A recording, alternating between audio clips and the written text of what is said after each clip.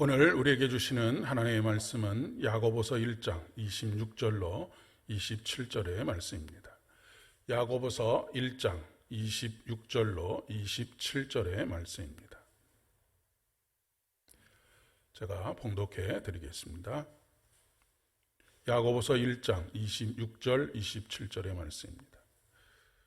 누구든지 스스로 경건하다 생각하며 자기 혀를 재갈 물리지 아니하고 자기 마음을 속이면 이 사람의 경건은 헛것이라. 하나님 아버지 앞에서 정결하고 더러움이 없는 경건은 곧 고아와 과부를 그 환난 중에 돌보고 또 자기를 지켜 새 속에 물들지 아니하는 그것이니라. 아멘.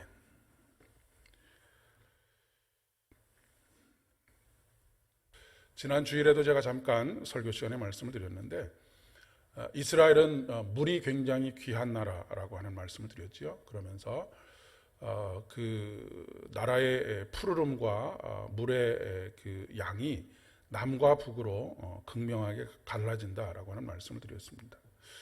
남쪽 지역으로 내려가면 내려갈수록 물길하고는 찾아볼 수 없는 아주 건조한 사막 그리고 광야가 끝없이 펼쳐져 있는데 북쪽으로 가게 되면 조금 상황이 다르다는 말씀을 드렸습니다. 북쪽으로 올라가면 올라갈수록 푸르름이 더해지고 수량이 굉장히 많아져서 물고기도 자라고 꽃도 자라고 열매들도 자라고 이스라엘 사람들이 처음에 가나안에 정탐하러 왔을 때 젖과 꿀이 흐르는 땅이라고 그렇게 이야기할 만큼 그런 땅들이 펼쳐지고 있습니다. 북쪽의 땅들이 이렇게 물로 가득 차 있고 푸르름이 더해질 수 있는 이유, 가장 정점에 있는 것이 바로 헐몬산이라고 하는 말씀을 드렸습니다.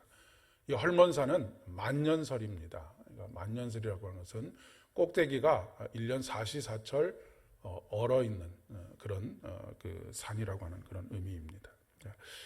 헐몬산에 밤사이에 불어온 찬 공기들이 그 육지의 뜨거운 공기들과 만나서 지표와 만나서 새벽 이슬이 되고 이 새벽 이슬이 모든 생물을 자라나게 하는 그런 이유가 되는 것이죠. 새벽 이슬이 식물이 자라게 하고 그 식물들을 동물들이 먹고 살 수 있는 그런 환경을 만들어 줍니다. 특별히 이 헐몬산의 그 만년설이 녹아내리는 계절이 되면 모든 이스라엘 사람들이 희망을 가지게 되는 그런 희망에 부풀어 오르는 그런 일들이 벌어지게 되는 것이죠. 이 헐몬산에서 그 만년설이 녹아내린 물이 어디를 향해서 흘러 들어오느냐면 바로 갈릴리 호수를 향하여서 흘러 들어오게 됩니다. 이 갈릴리 호수는 또한 남과 북으로 이렇게 쭉 내려오게 되는데 거의 예루살렘 동남쪽이죠. 거기까지 이 갈릴리 호수가 요단강을 이루어서 흘러내려오게 되고 그 옆에서 고기를 잡고 또 열매를 얻는 그런 사람들이 생기게 됩니다. 요단 동편에는 요르단이 있지요.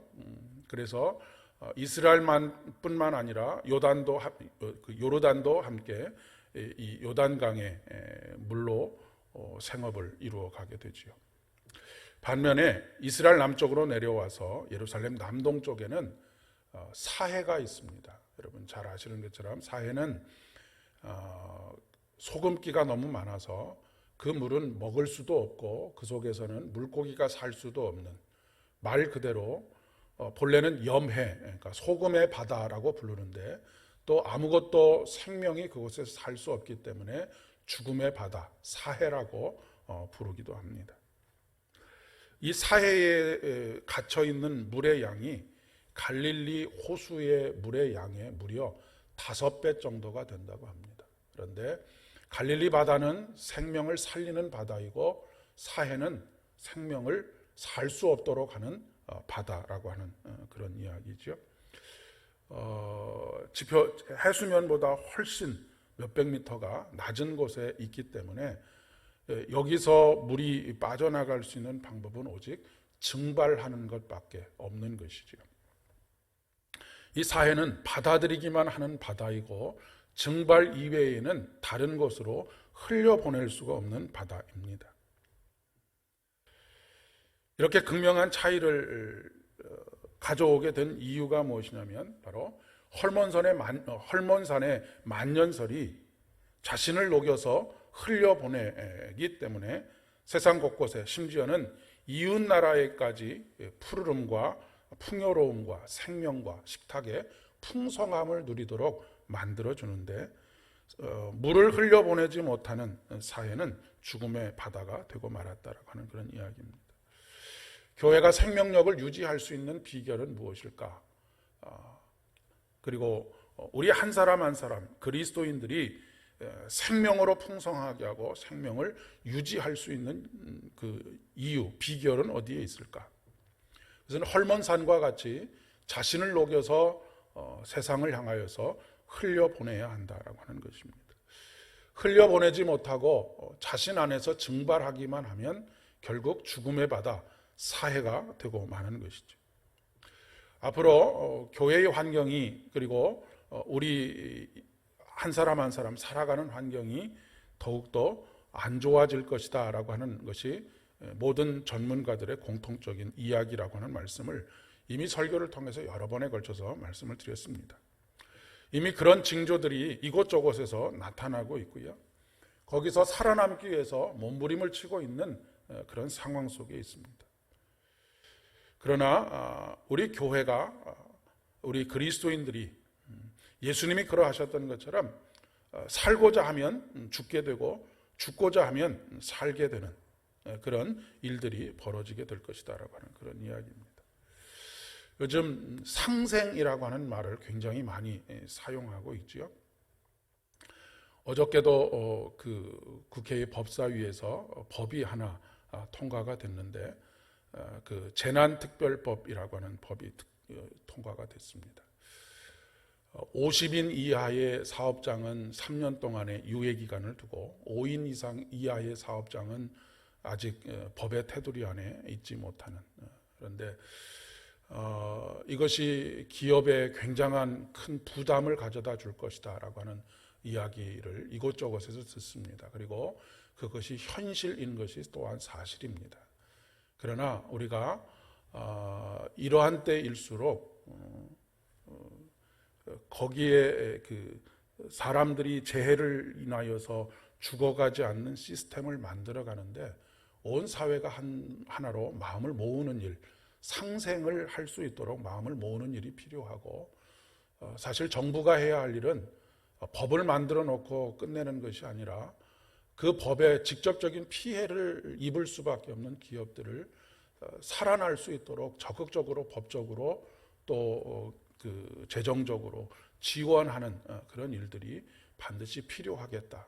그래야지만 모든 사람들이 함께 살아갈 수 있는 그런 사회를 만들 수 있겠다라고 생각이 되어집니다. 어제도 코로나19를 하나님께서 우리에게 복을 주시려고 하는 통로로 사용하고 계시다라고 하는 말씀을 드렸습니다. 하나님께서 코로나19를 주신 것은 아니지만 하나님께서는 모든 것들을 합력해서 선을 이루시는 하나님이시기 때문에 이 코로나19를 통해서 우리가 우리의 삶을 바꿔가는데 좋은 도구로 사용하신다는 말씀입니다. 위기 속에서 예배가 무엇인지, 교회가 어떻게 변화되어야 할지에 대해서 우리로 하여금 깊이 생각해 볼 수 있는 기회를 제공한다라고 하는 것이죠. 오늘도 이 말씀의 연장선상에서 코로나19는 교회가 사회의 신뢰를 회복할 수 있는, 지금 신뢰가 땅에 떨어져 있는데 신뢰를 회복할 수 있는 그런 기회를 하나님께서 제공하고 계시다라고 그렇게 믿습니다. 그런데 또 한편에서는 교회가 신뢰를 저버리는 일들이 계속해서 벌어지고 있어서 참 안타까운 마음을 금할 수가 없지요. 이미 기독교 역사 속에서 이러한 일들은 수도 없이 많이 있었습니다. 초대교회 시절에 안디옥 교회가 있지 않았습니까? 물론 안디옥 교회뿐만 아니라 여타 지역에서도 이 흑사병이 많이 돌아서 많은 사람들이 이 안디옥이라고 하는 도시를 떠날 수밖에 없는 그런 상황 속에 놓여져 있었습니다. 그 당시에 안디옥이라고 하는 도시는 지금의 뉴욕보다 훨씬 더 인구 밀집도가 높았다고 합니다. 그러다 보니까 사람들이 이 전염병에 취약할 수밖에 없는 구조 속에 있었는데, 이 당시에 안디옥 교회에 있는 성도들이 도시를 떠나지 않고 이 흑사병으로 인해서 죽어가는 사람들을 끝까지 돌보는 그런 일들을 감당함으로 말미암아서 이 안디옥 교회가 비약적인 부흥의 역사를 이루었던 것을 이 기독교 역사 속에서 우리가 배울 수 있다라고 하는 것이죠. 중세에도 동일한 일들이 있었습니다. 중세에도 흑사병으로 인해서 전 유럽의 인구가 엄청난 죽음을 경험할 수밖에 없었는데, 이때 교회가 고난받는 사람들과 함께 있었다라고 하는 것, 그것이 오늘 우리 이 코로나19라고 하는 상황 속에서 우리가 해야 할 일이 무엇인가라고 하는 것을 더 정확하게 이야기해 주고 있다라고 생각합니다. 마태복음 22장의 말씀에 보면 바리새인들과 율법사들이 예수님을 어떻게 하면 자신들에게 굴복시킬 수 있을까를 곰곰이 생각하고 수를 꾸미고 하는 가운데, 한 율법사가 이렇게 예수님께 와서 질문을 합니다. 예수님, 선생님, 율법 중에 어느 계명이 가장 큽니까? 라고 질문을 하고 있습니다. 율법사가 이렇게 질문을 하는 데에는 배경이 있습니다. 바리새인들과 율법사들은 성경 말씀을, 여기서 말하는 성경 말씀은 모세오경을 이야기합니다. 모세오경을 중심으로 해서 모두 613가지의 계명을 뽑아냈습니다. 그리고 사람들에게 이 계명을 지키기를 강요했지요. 그런데 거기에서만 그치는 것이 아니라 이 613가지나 되는 계명 중에 어떤 계명이 제일 크냐라고 하는 것으로 논쟁을, 끊임없이 지루한 논쟁을 오랜 시간 동안 해왔던 것입니다.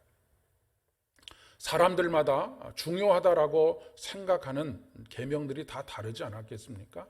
어떤 사람은 제사가 중요하다라고 이야기하는 사람도 있을 것이고, 어떤 사람은 구제가 중요하다라고 이야기하는 사람도 있을 것이고, 각자가 다 생각대로 이 계명이 중요하다, 저 계명이 중요하다라고 그렇게 논쟁을 하고 있는 가운데 있었는데, 예수님도 이 논쟁의 한 가운데로 끌어들이고 싶었던 것이죠. 그래서 지금 질문을 하고 있는 것입니다. 우리가 613가지나 되는 계명을 가지고 있는데, 이 계명 중에 가장 중요하고 가장 큰 계명이 어떤 계명입니까? 라고 그렇게 질문을 하고 있는 것이죠. 그때 예수님께서 이렇게 말씀하십니다. 예수께서 가라사대 내 마음을 다하고 목숨을 다하고 뜻을 다하여 주 너의 하나님을 사랑하라 하셨으니 이것이 크고 첫째 되는 계명이요 둘째는 그와 같으니 내 이웃을 내 몸과 같이 사랑하라 하셨으니 이 두 계명이 온 율법과 선지자의 강령이니라 라고 말씀하고 있습니다. 어떤 율법이 더 큰 율법이냐, 어떤 것이 더 중요하냐 라고 하는 논쟁은 오늘날 교회 안에서도 계속해서 벌어지고 있는 일이 아닌가 싶습니다. 교회가 해야 할 여러 가지, 어떤 사람은 교육이 중요하다라고 이야기하고, 어떤 사람은 예배가 중요하다라고 이야기하기도 하고, 어떤 사람은 선교가 중요하다라고 이야기를 하고, 우리 교회는 이런 교회입니다, 이것을 중점적으로 하는 교회입니다 라고 하는 것을 내세우기도 합니다. 그것이 다툼이 되기도 하지요. 여러분의 생각은 어떠신지 모르겠습니다. 그런데 오늘 예수님께서 이 모든 논쟁을 종결시키고 계십니다. 성경 전체를 한 구절로 요약을 하면 그것을 뭐냐면 하나님을 사랑하고 이웃을 사랑하라 라고 하는 것입니다. 하나님 사랑이 첫째인 이유는 여기서부터 모든 것이 다 출발하기 때문에 그렇습니다. 하나님께서 근본이시기 때문에 그렇지. 마치 헐몬산과 같이 자신을 내어주는 십자가의 사랑, 거기서부터 모든 우리 그리스도인들의 삶이 시작이 되었고, 거기서 영생이 시작이 되었습니다. 우리는 그 사랑과 은혜로 살아가는 사람들이지요. 그 생명을 누리는 사람들입니다. 그로 말미암아서 우리 인생에 꽃이 피고 열매가 맺게 되어져 있습니다. 둘째는 이웃사랑입니다. 여기서 중요한 것은 이웃이 누구냐라고 하는 것을 정의 내리는 것입니다. 이웃은 누구냐면 하나님의 형상으로 만들어진 모든 것입니다. 거기에는 사람도 물론 포함이 되지만 하나님께서 아름답게 창조하신 온 우주 만물이 다 여기에 속해져 있습니다. 내일 함께 나눌 말씀과도 연결되는 말씀이기도 하지요. 자연 만물까지 우리가 관계를 맺고 살아가는 모든 것이 바로 우리의 이웃입니다. 우리가 누군가를 사랑하게 되면, 좋아하게 되면 그 사람이 하는 말과 행동까지도 다 좋아지게 됩니다. 우리나라의 속담에 그런 속담이 있습니다. 마누라가 이쁘면 처갓집 말뚝을 보고도 절을 한다라고 하는 말이 있습니다.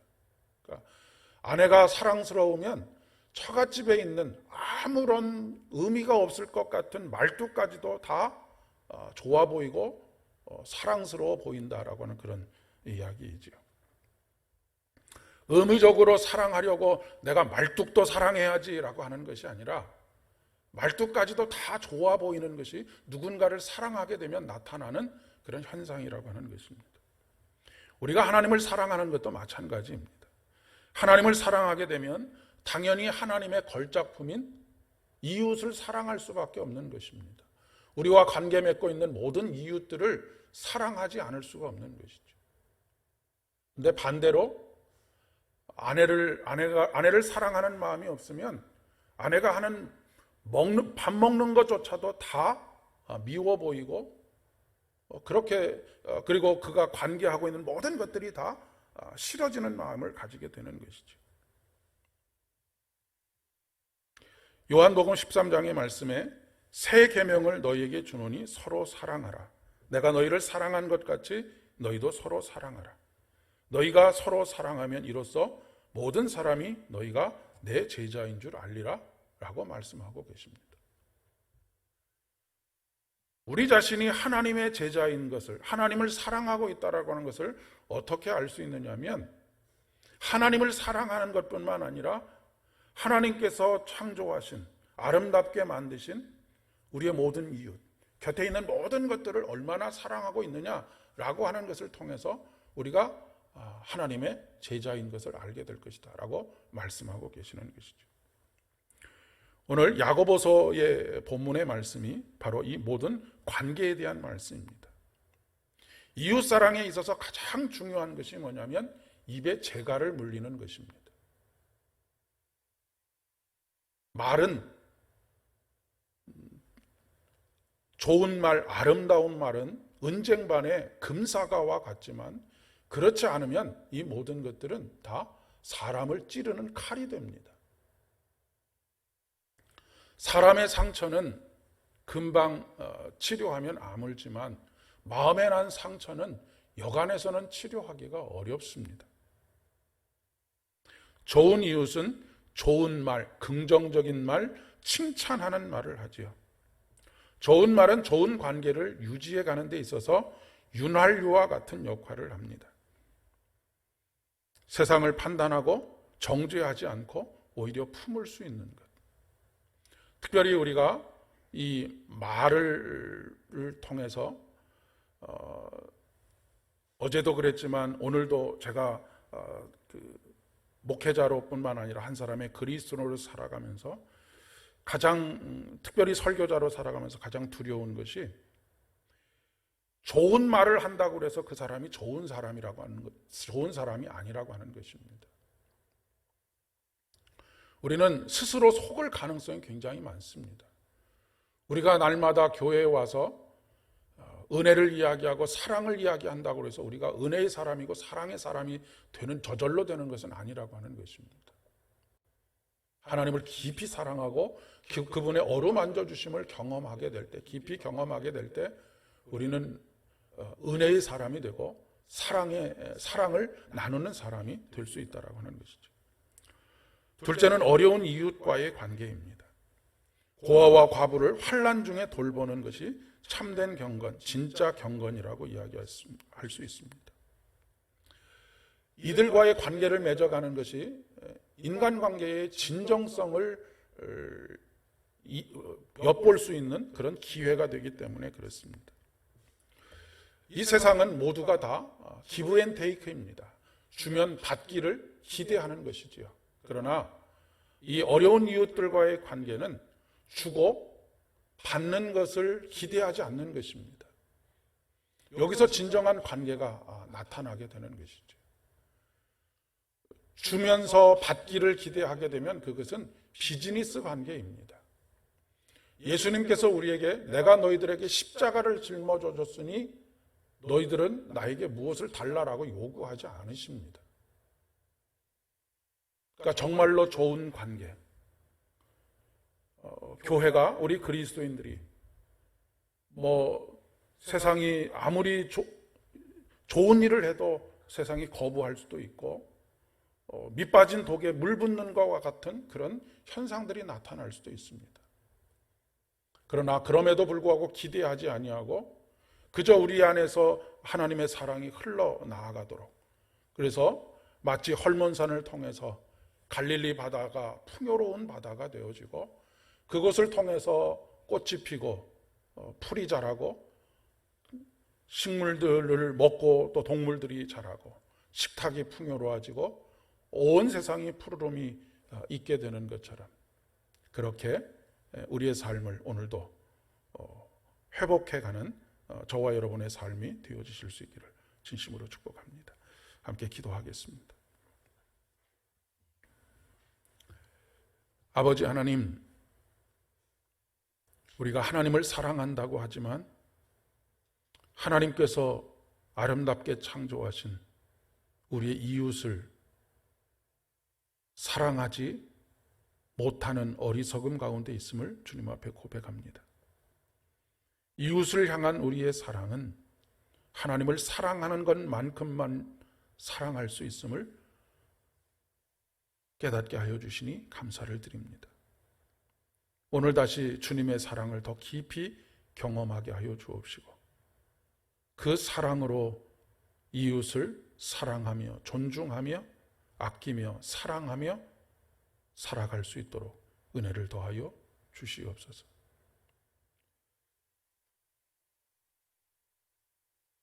이 시대가 그 어느 때보다도 하나님의 어루만지심과 하나님의 회복을 간절히 요청하고 있는 시대입니다.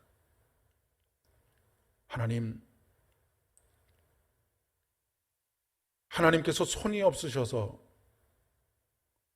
어머니를 이 세상에 보내주신 것처럼 우리가 하나님의 손과 발이 되어서 하나님께서 창조하신 아름다운 우리의 이웃들을 어루만지고 가꾸고 아름답게 회복해 가는 일에 쓰임 받을 수 있도록 도와주시옵기를 간절히 소망합니다. 또한 우리 한 사람 한 사람 어루만져 주시고 위로하여 주시며 우리의 가정들을 어루만져 주시고 위로하여 주시고 우리의 일터를 어루만져 주시고 위로하여 주시며 고치시고 싸매시는 귀한 은혜, 회복하게 하시는 귀한 은혜 허락하여 주셔서 2021년은 오직 예수 안에 있는 소망으로 다시 일어설 수 있도록 은총을 더하여 주옵시고 우리의 마음속에 기쁨과 감사가 넘쳐날 수 있도록 은총을 더하여 주시옵소서.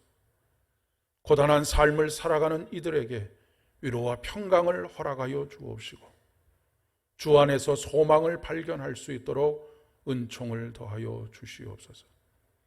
코로나19의 상황이 하루속히